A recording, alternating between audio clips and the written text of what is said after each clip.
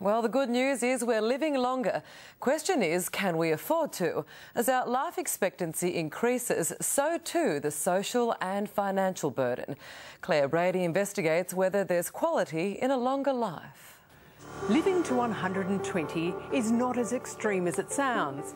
In just a decade or so, it could well be achievable. But what does it mean?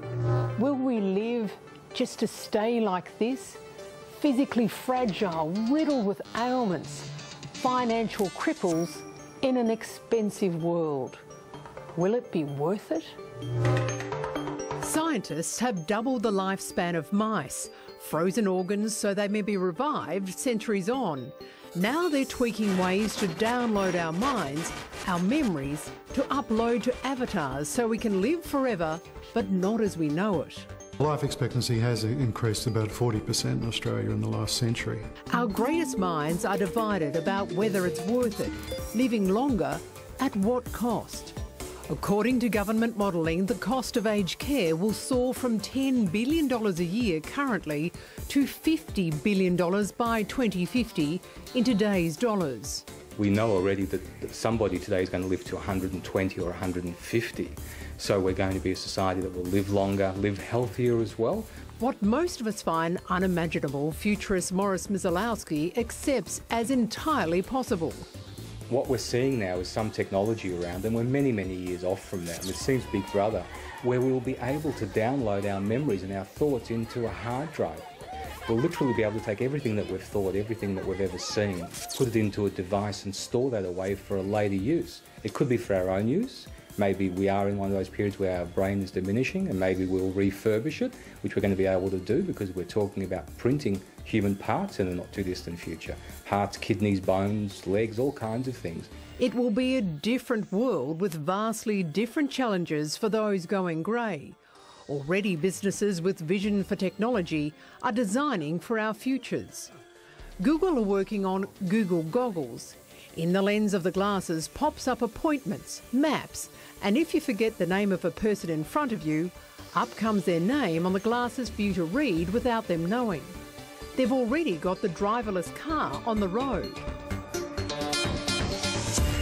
And Microsoft are perfecting tabletops that can tell us when you need to refill a prescription or even buy another box of cereal just by placing items on the bench.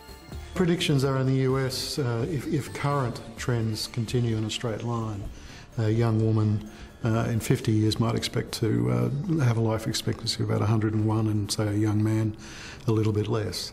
Professor Wayne Hall of the University of Queensland is content to live to his mid-80s, has studied and questions the purpose of blowing out 100+ candles on our cakes.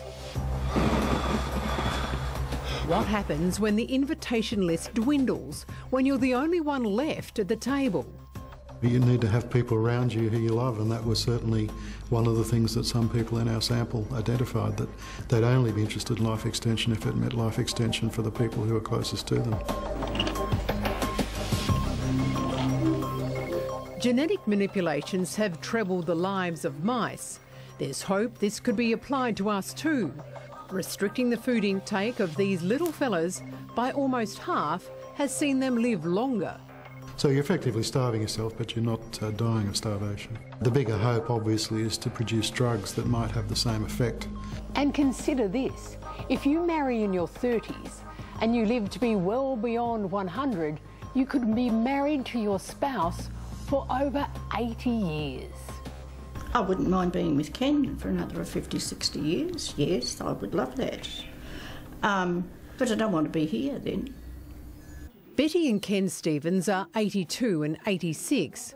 What about the prospect of reaching 120? No, it doesn't appeal to me for going that length of time in this life, no.